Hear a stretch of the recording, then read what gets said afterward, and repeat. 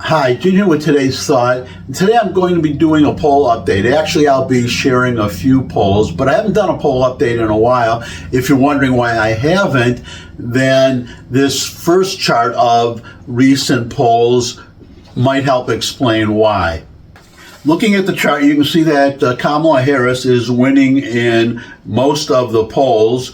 There are two polls that are tied, and there is one poll where Trump is ahead. Now, the reason I haven't done an update in a while is because this is pretty much how the chart has looked, or the recent polls have looked for a while. The last time I did a poll update, I think it was pretty much the same thing. Anyways, almost every poll is showing Kamala Harris ahead. So it was just getting to be same old, and that's why I haven't been showing any polls. But there's been some interesting developments recently that I want to share, and part of them is, again, if you look at this table, you look at the top is the average, the spread, 1.4 points. So Kamala is ahead, but the average is 1.4 points. Why that matters? Well, two reasons. One obvious, or one reason is that the gap was much larger before.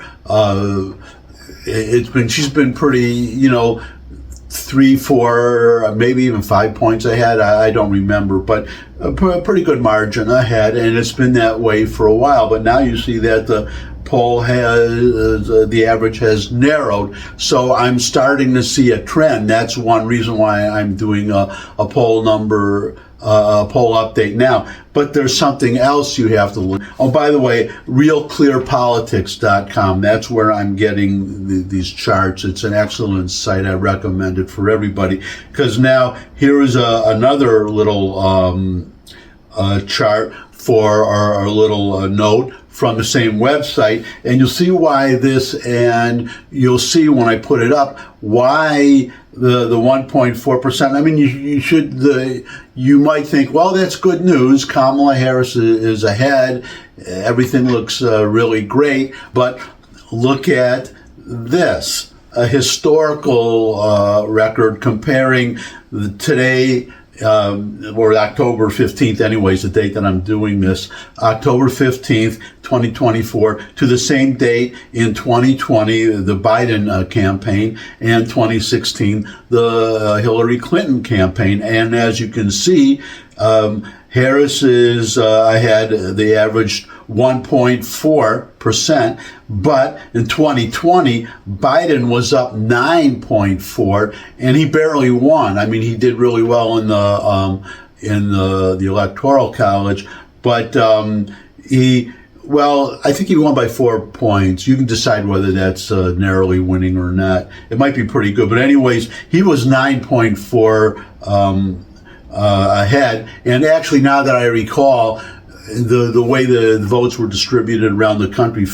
only 40,000 votes, one way or the other, had they gone differently, had they gone for Trump in a handful of key counties, Trump would have won. He would have won. So you can see that's a reason to be concerned. And then if you look at 2016, Hillary Clinton was ahead 6.7, almost 7 points, so just about into Biden territory. And as we know, Trump won that one, but now we see here Harris 1.4. And I recall reading somewhere that she had to be well over two points in the popular vote to win the Electoral College. So you can see why that would be a concern. And actually, the same site, the Real Clear Politics site, they also they show electoral votes as they are now with I think they show with Trump, I think 226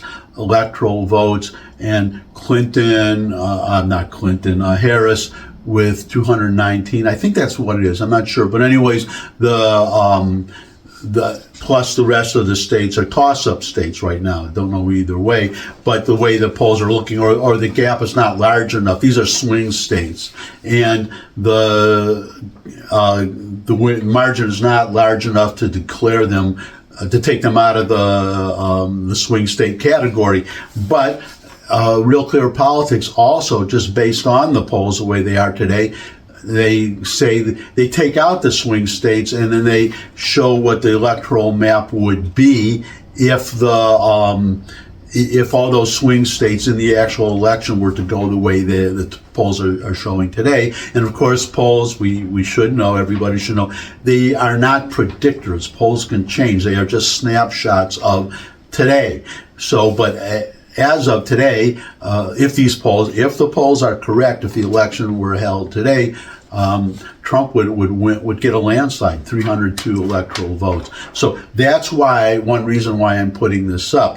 But this table, and again, if I do another, unless something really changes from this, then I'm not going to do I won't be doing another update because there's no point if it just shows the same thing over and over again. But anyways, I wanted to get that in there, and in case any of you may be thinking that I haven't done one in a while because I didn't want to show Kamala Harris winning, that's not why. It's just because the polls have been consistent for just about since she was nominated, and so that's why. Anyways, I want to show you a couple of other things that are really, well, one of the problems that Kamala Harris is having, that at least the polls are showing a massive shift of, I've done several updates on this, and I'm sure I'll be doing more, because there's these shifts of traditional Democrat voters, Jewish voters, black voters, women voters, Asian voters, Hispanic voters. I don't know if I've done Asians yet, but anyways, but Hispanics, blacks, etc., shifting more and more, that Kamala Harris is winning all these groups, but not by as much as she was before. So I'm going to show you a video. Well, let me put this up here and read you. This is Harry Enton. He's a very good data analyst. He's on CNN. So I'm going to show you a video of him first, but let me just read you. This is from his I guess you call it X these days, his X feed, X formerly Twitter. No matter how you splice the data, Trump seems to be the strongest Republican with black voters since 1960. Young black men in particular have trended right during Trump's runs, cutting the Dem margin by 40 points from 2012. But Trump's doing historically well with black women too. That surprised me. But anyways, let Harry explain not just this data point, but several others. It's about 2 minutes, but well worth watching. So here it is. And sometimes there's a trend line that I never noticed before and make me go, whoa. This is one of them, all right? This is the Democratic margin among black men under the age of 45 in presidential elections. You go back to November of 2012, what do you see? You see Obama by 81. Clinton only won him by 63. Then we're all the way down to Biden last time around by 53. A tremendous drop already. And then you take a look at the average of the most recent polls, and Kamala Harris is up by only 41 points. That is about half the margin that Obama won them by back in November of 2012. And this, I think, is, when Barack Obama goes in last week when he was in Pittsburgh, Pennsylvania, essentially talking to young black men, he made it seem like it was a Kamala Harris specific problem. This is part of a long-standing trend of young black men moving away from the Democratic Party, and Kamala Harris is just the latest to face that magnitude of younger black men going towards the Republicans. That was most interesting here is the trend line and where some of the biggest drops happened or already happened in this case. How about black men overall? How about black men overall? It's part of the same picture. We're looking once again, if younger black men, it looks like the worst Democratic performance since 1960, since JFK versus Richard Nixon. It's the same thing among black men overall. Again, part of a similar trend, but here actually the drop-off isn't as dramatic, right? Barack Obama won him by 85, then you see 71 with Clinton, 69, Biden, basically the same thing, holding steady. But here, again, very, very weak, only a 54-point margin. Now, again, still winning them by a large margin, but considerably lower than what we're used to, certainly considerably lower what we had during the Obama years. The bottom line is Kamala Harris with younger black men and then black men overall putting in historically weak performance for a Democratic candidate. Is she getting any relief with black women? All right. So, we're talking about the trend line, right? And black women, look, she's doing better with black women than she is doing among black men. But here, there isn't a trend line almost until we get to Kamala Harris. So again, this is a black margin among black women. Look, Obama won them by 93, very large margin. Clinton won them by 93, a very large margin.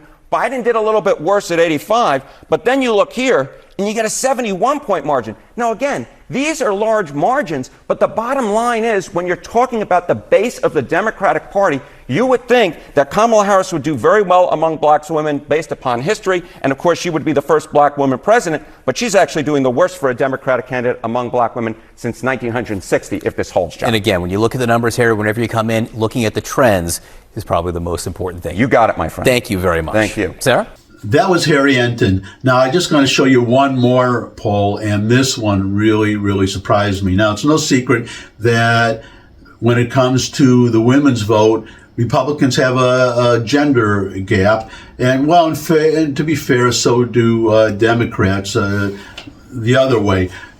Most men vote for the Republican candidate, no matter who it is, and women favor the Democrat, no matter who it is. And talking about women, that goes across, that's women as a group, just going across the whole spectrum, right? And so you're talking about, though, mostly because, minorities that's why they're called minorities. So when you're talking about most women going for the Democrat, you're mostly talking about white women. So now take a look at this chart, which, as I said, really surprised me. As recently as September, as one would expect, Harris was leading Trump among white women by 6 points, 51% to 45%. But look at today. This is what really surprised me. Trump is leading among white women by 2 points. It's only 2 points, but that is quite a shift. But also just the fact that Trump is leading among women, that to me that's earth-shaking to me. If that poll is accurate, that is a massive shift. And what's especially important, what I think would especially worry the Kamala Harris campaign is Trump, the conventional wisdom, it's been reported over and over that Trump, he is having a problem with suburban women, that he could lose the suburbs because of the female vote, suburban women being so much favoring Democrats so heavily. But here you have, well, two things. Remember this, that I don't know about Asians and Hispanics, but Harry Enton told us that Harris is leading among black women. She still leads among black women, but by not as much as she did before. And now you have Trump leading by 2 points among white women. That really surprised me, and I guess I'll just, to wind this all up, 3 weeks till the election, who knows what the heck is going to happen. This is going to be, whichever way it goes, this is going to be one interesting election. I just go back to that first chart showing the 1.4%. Well, it was obvious, the historical Kamala Harris's margin is not as great as Biden's and Clinton's were, but one more fact, which those show, is that Trump tends, we don't know what will happen this time, but he tends to overperform what the polls show. Why that is, I don't know. But, and whether that will happen this time, I don't know. And whether you will subscribe to this channel, I don't know, but I hope you will. And whether you have any comments to share, I don't know. But if you have any to share, there's a comment section below the video. But most of all, share this video with anyone you think would benefit from it. But most of all, come back and see me again. I would love to see all of you again. And until I do see all of you again, bye.